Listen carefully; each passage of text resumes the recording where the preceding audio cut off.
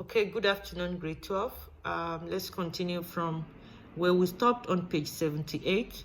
We'll be looking at some investment concepts and what does it mean, the description.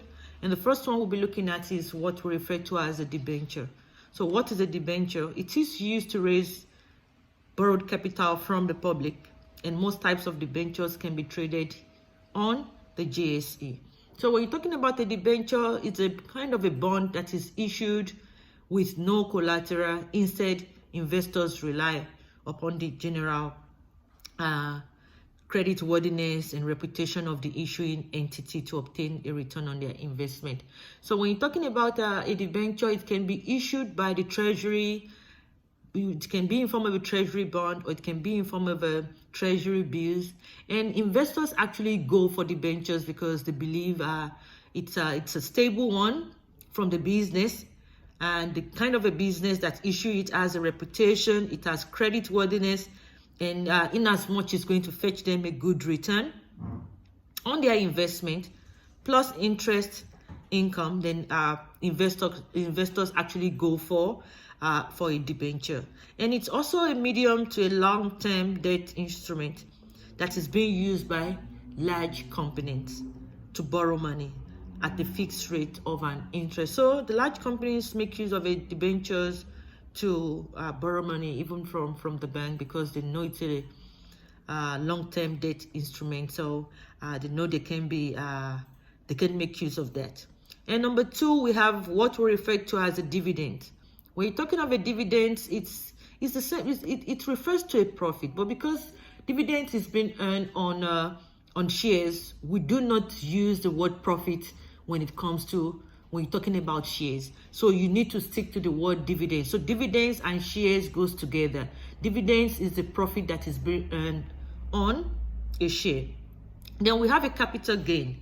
A capital gain is a return, which is also a profit on property, fixed asset, or an investment. So we use the word capital gain when you invest in property, or when you have a fixed asset or an investment. So we have what we refer to as a simple interest. It is the interest that has been calculated on the original principal amount that has been invested.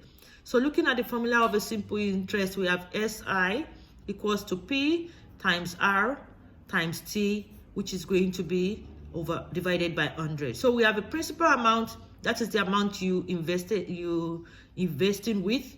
We have the rate of return, which is at what percentage, and maybe let's take for example maybe 9%, and we have the term or the time, for how long do you want to put the money with the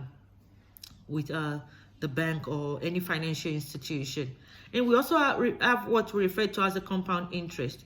It is the interest that is calculated for each period on the original principal amount, including all interest accumulated during the past years. So we'll be looking at the compound interest. You should be able to do a calculation on that, and when we get back to school, we'll be doing few calculations on simple interest and the compound interest. So let's now look at some factors to put into consideration when making an investment decision. So let's take, for example, you have like 50,000 Rand, you've got 100,000 Rand, and you want to invest that money, but you're not sure of what kind of investment or which kind of investment do I need to put my money into. Do I need to buy a unit trust? Do I need to buy shares? Do I need to go into property? Do I need to go for fixed deposit, and so on and so forth? What are the factors you need to put into consideration before you decide on which form of investment you need to go for? So what are the things you need to look at on each and every form of investment before you go into it? Number one, you need to look at the rate of return. When you're talking about the rate of return, you need to look at what percentage is my return going to be. Is it 10%? Is it 15%? So what does it mean? It means that it refers to income from the investment, namely the interest it means my dividends and my capital appreciation, that is the growth or the increase on the original amount that is being invested. So it is your rate of return that actually determines how much more you're going to earn on that 50,000 you want to put into investment. So you need to actually look into that, because to me, I think that is very, very important. So if I put 50,000 with Standard Bank for 2 years at 10%, what is going to be my interest? Or what is going to be my capital gain? Or what is going to be my profit? Is my asset going to appreciate? If I put it down for like 5 years, you need to look into that. And generally speaking, there is a link between your risk and your return.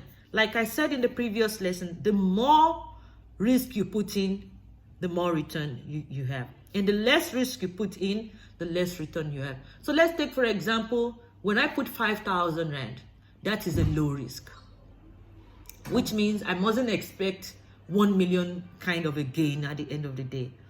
But in a situation whereby I put 2 billion Rand in, you can imagine what my return is going to be. Obviously, it's going to be more than putting 5,000 Rand as a form of investment.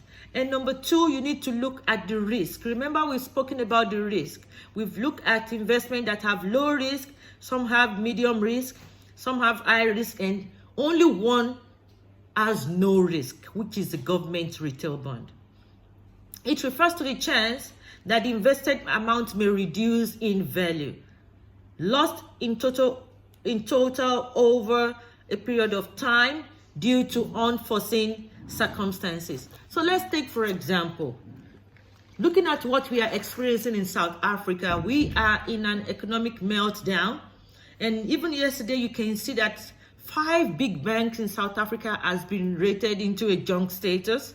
And we're talking about the big banks. We're talking about FNB, you're talking about Standard Bank, you're talking about Absa, we're talking about Investec as an example of all those banks that have been rated into a junk status. So let's take, for example, you buy shares in all the financial institution. Share, has already lost value because it has to do with an economic fluctuations. So shares has lost value. Unit trust also lost value. And one of the things that I've realized is that even putting money in the bank as a fixed deposit is one of the good investments we can have now, because an economic situation doesn't affect a fixed deposit you have in the bank, and it doesn't affect your rate of return. But when you're looking at other forms of ownership, unforeseen circumstances do occur, and it has a negative impact on all those form of ownership. And apart from economic meltdown, we can even have political instability in countries like, for example, we have Libya, we have countries that have been in Sudan. They have political instability. When you invest in all those kind of economy, there's no way you can have a good return, which means the risk is very high. You might lose your investment, and the higher the potential return, the higher the risk of a potential loss. So, which means if I put more, I'm going to lose more. That is another thing about having an unforeseen circumstances, because when you look at bullet 1 and bullet 2, there is a link between the two. So the higher the potential return, the higher the risk of a potential loss. So there is tendency of losing more in terms of looking at the risk as one of the factors that needs to be put into consideration. Investing in shares has higher risks than investing in a fixed deposit. Investing in shares has higher risk. Like I explained, the example is actually in the core note. Investing in shares has higher risk because it has to do with that economic fluctuations. But investing in shares can fetch you more return. More return than investing in what? In a fixed deposit. But in terms of a risk, fixed deposit is better than shares. Can I take that again?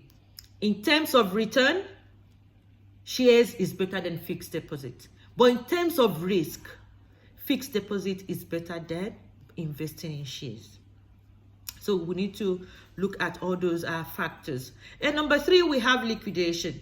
When you're talking about liquidation, is when it refers to a total shutdown of the business. It means the business can no more function. It means the business sells every of the assets to pay the creditors, and the business can no longer exist. An amount of capital should be invested in a type of investment that can easily be converted into cash. The term liquidity is used to describe the ease and the speed with which investors can convert an investment into cash. So let's look at the examples of in terms of liquidity. An investment in a savings account will be easier to convert into cash than an investment in a fixed deposit, which is usually deposited for a fixed period of time. And also in terms of a liquidity, you can also go for a preferential share, because you will be prioritized in terms of payout when you have a preferential share compared to having just an ordinary share. And also having a fixed a savings account is better in terms of liquidity compared to having a fixed deposit account, because fixed deposit, you need to wait for a specific period of time before you can take out your investment. But when it talks about a savings account, there is no specific time or restriction for you for when you can take out your money and convert it into cash. Then we look at another factor, which is taxation. A good investment will yield good after-tax return. Income tax implication must be considered in order to ensure high net after-tax return. Tax rates are not necessarily the same for different investments. So different investment has different tax return. So when you're talking about taxation, for every return you have or for every dividend you receive, you need to pay tax on those, depending on how much you realize. So you also need to look at the taxation. How much am I going to pay when I earn certain amount of money on my investment? And you also need to put into consideration an investment rate. When you're talking about an investment rate, when you're talking about an investment rate, you'll be looking into inflation. Refers to a decrease in the value of money due to rising prices. People are affected by higher inflation rate because their money purchasing power decreases. The return on investment should be greater or should be higher than the inflation rate. So let's take, for example, and I actually want you to link it to the first factor which we look into, which is the return on investment. Before you can go for any return on investment, before you can decide, before you can say, okay, this return is going to be profitable to me, you need to make sure that you look at the inflation rate of the country, and your return on investment should be more than the inflation rate of a country. So if the inflation rate of South Africa is like maybe 6.5%, if you want to go for any form of investment, at least you need to start from 7.5 or 8.5%. So if you go for less than 6.5%, then that is not a good form of investment you are getting yourself into. And let me just quickly do a recap on that liquidity which I was explaining.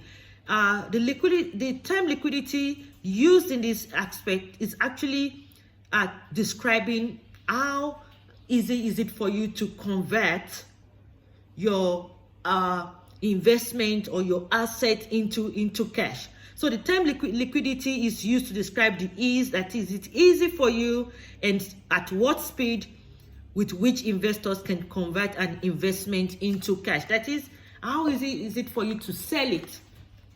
Because now we will have some investors that will be thinking of selling their shares, because some shares is going to be worthless because of the economic situation we are looking into. So that liquidity in this topic is actually referring to how easy is it for you to convert your asset into cash before those assets becomes worthless, or before those shares becomes worthless. How easy is it for you to convert them?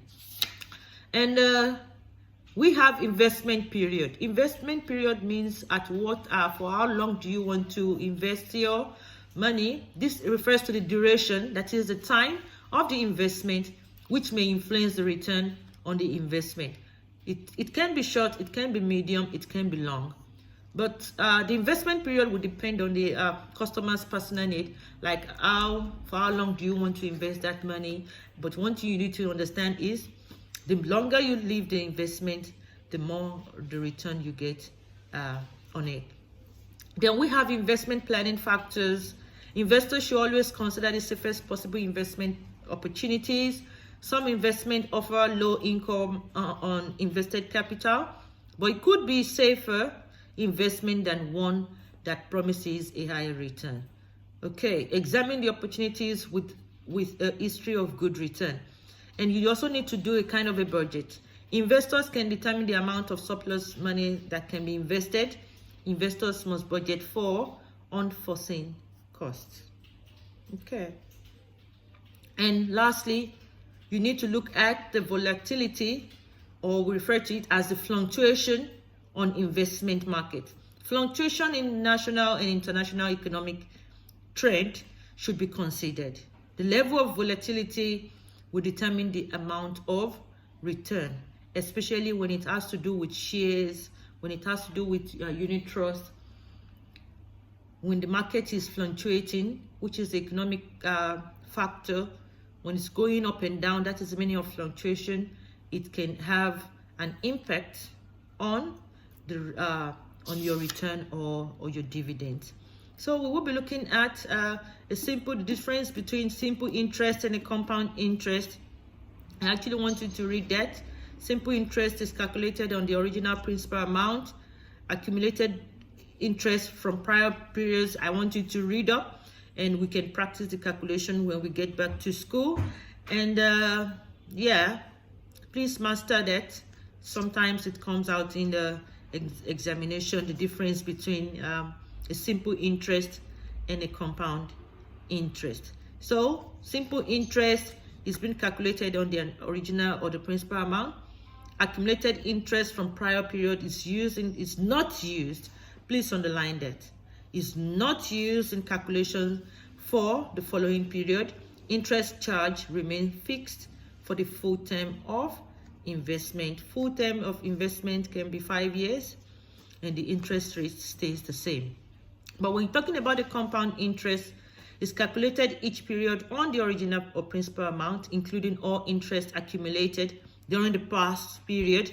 Accumulated interest from prior periods is used in calculation for the following period, based on the concept of adding accumulated interest to the original principal amount and interest earned on interest. So when you look at the next page, on page 81, it's giving us an example of activities of compound in a simple interest.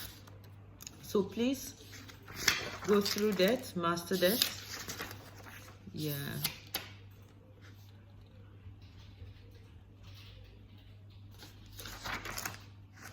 Okay, I will be stopping on that page, and tomorrow send me questions. If you have anything that is unclear to you, send me question, then I can respond. And tomorrow I'll be looking into investment insurance. So we've already done investment securities, and we'll be looking at investment insurance. We'll be looking at different concepts. We'll be looking at assurance. We'll be looking at example of insurable risk. We'll be looking at compulsory insurance for the business, the advantages of insurance, and we'll look at some basic concepts in there. Good afternoon.